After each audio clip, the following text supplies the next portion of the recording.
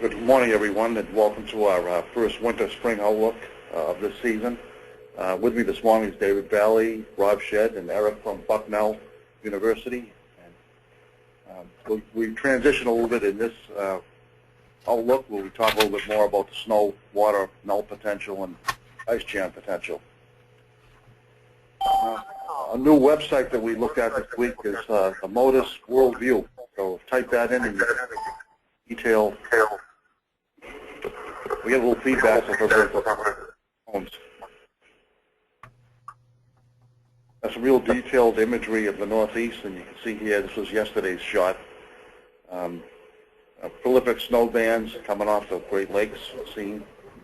And if you zoomed in on this image, the big thing we're looking at this time is the ice all the way into the southern parts of the Hudson River, coastal part of the Connecticut River. Everything's pretty much iced up except, of course, for the deep Finger Lakes, Lake George, the deep part of Lake Champlain, Lake Sebago are open, but just about the rest of the area is pretty much iced up except also for Quabbin Reservoir and Wachusett. As we look at our snow depth from no risk this morning, this was also taken from yesterday. We had a little sugar coating of snow here in southern New England. So we do have a widespread area of snow, but the real depth, deep amounts, 20 inches or more, are up in northwestern Maine. Of course, Tug Hill Plateau with 1 to 2 feet shown in the Buffalo area. Snow water equivalents, 4 to 6 inches in northwestern Maine, Tug Hill Plateau, 2 to 4 inches in other higher areas of Maine. Of course, nothing down here in southern New England. I do want to hone in on the Buffalo to Tug Hill Plateau area. They received anywhere from 12 to 36 inches of snow in the two bands, lake effect bands this week. With the snow water equivalent, especially east of Ontario, the 5 to 8 inch of range of snow water equivalent. And just a few miles southwest of that, near the Finger Lakes, not much going on at all. Looking at our water vapor imagery this morning, the little package of moisture in the blue there is shown going out to sea over New England, dropped half an inch of snow in southern New England this morning. But more important is this pretty good system in the Midwest with connection. Looks like all the way to the tropical Pacific. So there's some good water in this system that's going to quickly move to the west of New England. And a big situation in the last month since we talked to you is this river ice that's really grown, and even good old Niagara Falls is covered with a lot of ice, but it is, let me tell you, it is flowing. Can't stop that. So since we did last week, we've had several outbreaks of bitter cold and a lot of river ice building and moving and jamming. Because we had some big temperature swings where we would get up to we got up almost to 60 here in southeastern New England, which was preceded by 10 to 15 below zero in the area. We had a lot of these swings. We got several flood events, especially in western New York, and of course the ice jamming all the way into central New York and up into the Sable area. Several Arctic frontal passages have come through here, and the southern and central part of New England had a very cold storm, and in the Boston area, probably was one of the coldest storms in the last 50 years when it snowed here just after New Year's. So like I said, we do have this widespread snow cover, although not really significant in much of the area. And we did just have these two potent lake effect bands in the past week. So in the precipitation, much of the area in the last month has trended above normal, which is quite a bit different than the last 3 to 4 months. So we were above normal precipitation, and below normal temperatures have dominated for the last 4 weeks. But if we look in the last 90 days, we still have this precipitation deficit across much of New England in the range of 1 to 3, 4 inches due to that 3-month period of extremely dry in the fall. And of course, the 180 days is reflecting this dry period in the fall. But if we look back at the annual average, about normal across much of the Northeast. But of course, we did have that dry period. Stream flow from the USGS has recovered dramatically in the last month, where we wiped out a lot of the way below normal or below normal. Now we're running in the normal to above normal in southeastern New England, southern New York. Of course, many of the gauges are iced up, so there's nothing reporting there as far as what class of flow they're in. If we look very close, though, there still are some gauges in southern New England and Massachusetts that are below normal. But for the most part, we've really recovered from that deficit in early December back through October. Of course, groundwater is lagging in the condition of groundwater like it does, and we still have several wells that are below normal, but there has been some improvement there also in the past month. This morning, looking at our MET model short range ensemble forecast over the area, it is lighting up, showing us that we do have some potential of minor flooding.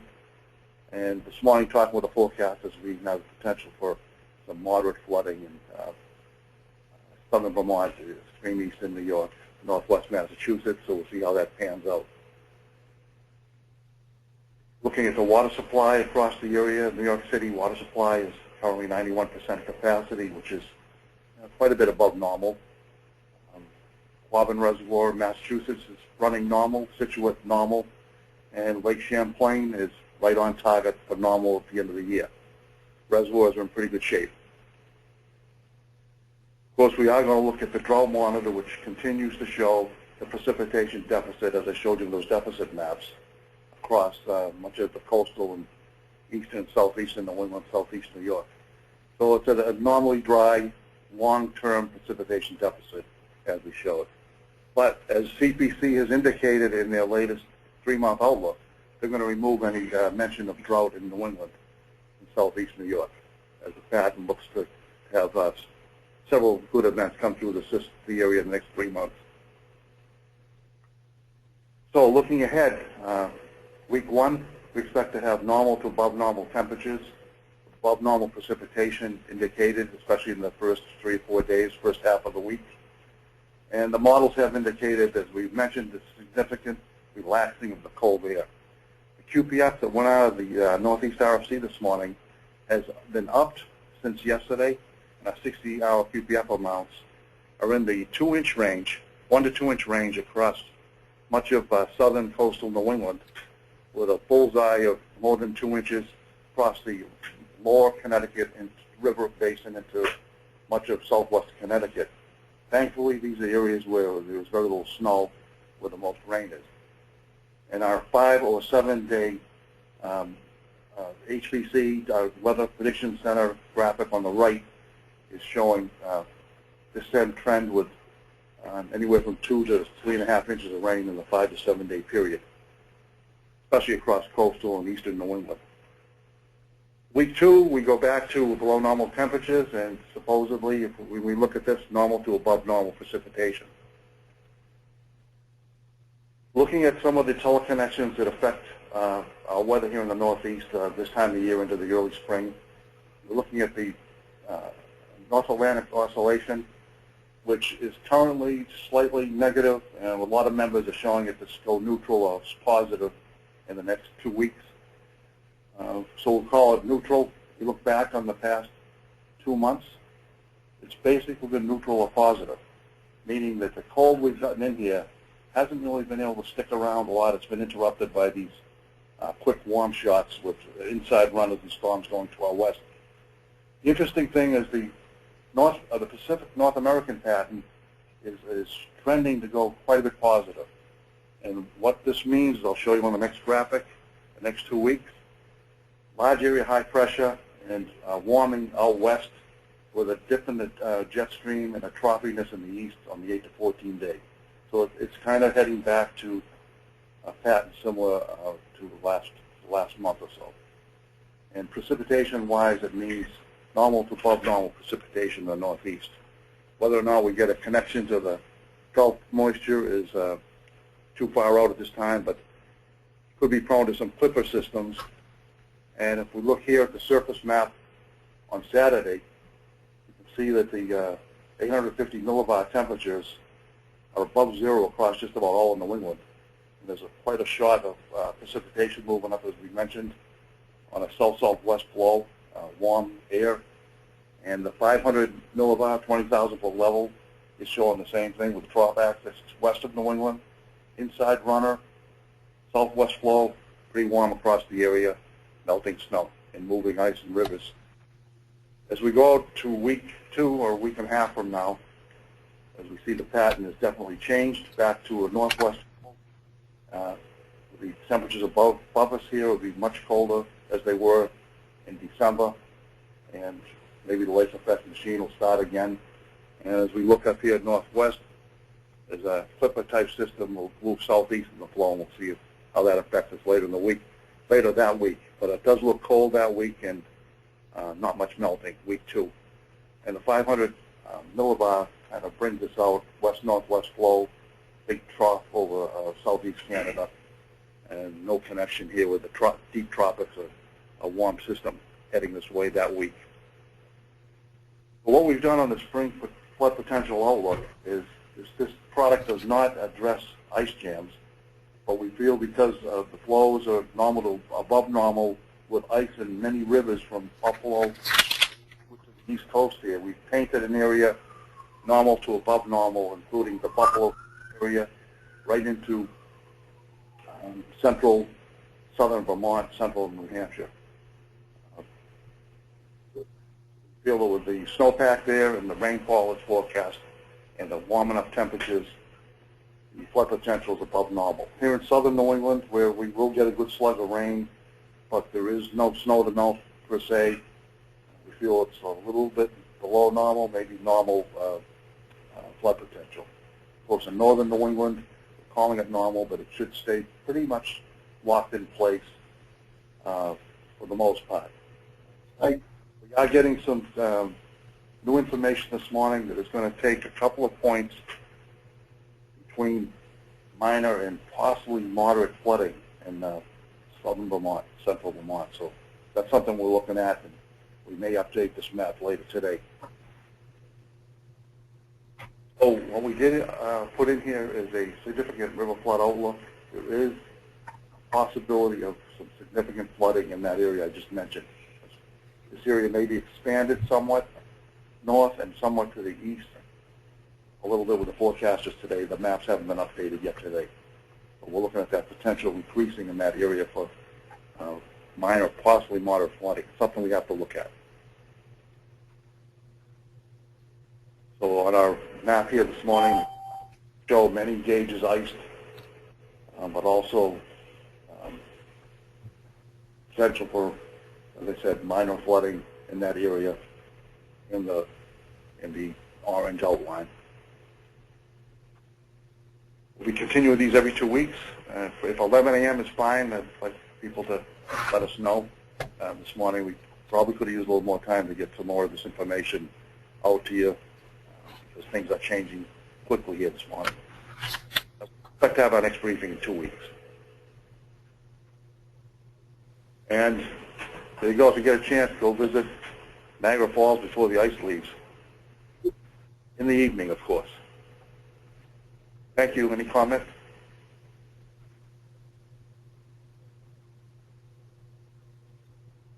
Yeah, this is Jim Gallagher in New Hampshire. So this event is going to be all rain in New Hampshire on Saturday? Yeah, it certainly looks like it. Certainly looks all rain all the way up. Feel temperatures, the period of high temperatures is might limit your complete melt up there. Yeah, there's likely to be at least some chance of freezing rain, sleet type stuff in the leading edge. But we were looking at that mid-level warming getting all the way up into southern Canada, which would mean at least for a portion of the time, Jim, it will be liquid.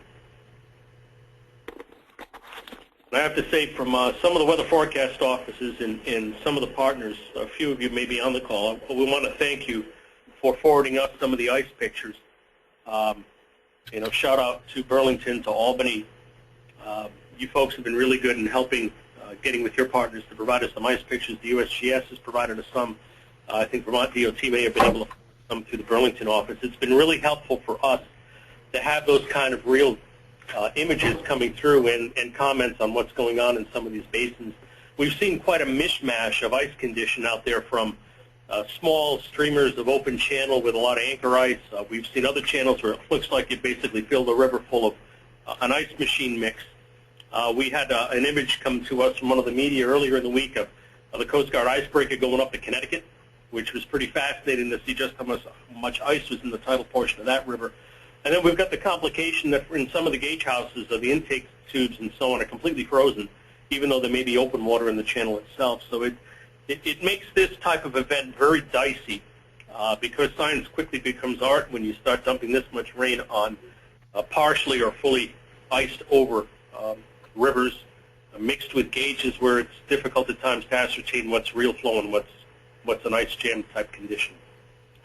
So that across portions of New York, northwestern Mass, southern Vermont, southern New Hampshire, that may end up being one of the bigger issues with this event. Not so much if it's going to rain hard and we get minor flooding, but this one's got us a little bit unnerved because of the amount of ice we're dealing with and the uncertainties involved with that from the forecast process.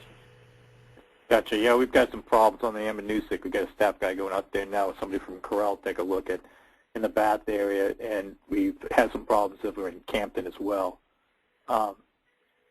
Your forecast conditions, it is January 10th, and you haven't updated the website yet, have you, with the river forecasts? No, not yet. The staff is still working through it right now. So okay. That map should be updated shortly after lunchtime if we're able to get everything processed by noon. Real good. So, Dave, Ed, George, can I summarize then? Your big concern on this coming up event is primarily that area in southern Vermont, New Hampshire, northern Massachusetts? Yeah, that's where right now, based on the flows, George, and the combination of melt and liquid water, we've got an increasing likelihood of at least minor, if not moderate, flooding in that area. And as Ed said, we're looking at the new runs and the increase in QPF. That area may have to be expanded. Okay, and then how about up in western Buffalo? Buffalo right now, it looks as though we're going to put a good number of those locations back up over action, but the bulk of the heavy rain is going to be to their east. Yeah, okay. So I think we're going to luck out there, and they've got, where they've had the lake plumes, they can absorb a good slug of this, and I also don't think they're going to have the duration of, 50-degree dew point, 30-knot winds, it was amazing to watch what that last weather system did up over portions of Vermont. The high terrain of southern Vermont, we had ambient air temperatures in the upper 50s, dew point 50, and 30-knot sustained winds above 1,800 feet. Yet you get out to Glens Falls in the valley, and they were 33. Really, really challenging situation. It looks like we're going to do that again with this one, Saturday afternoon, Saturday night.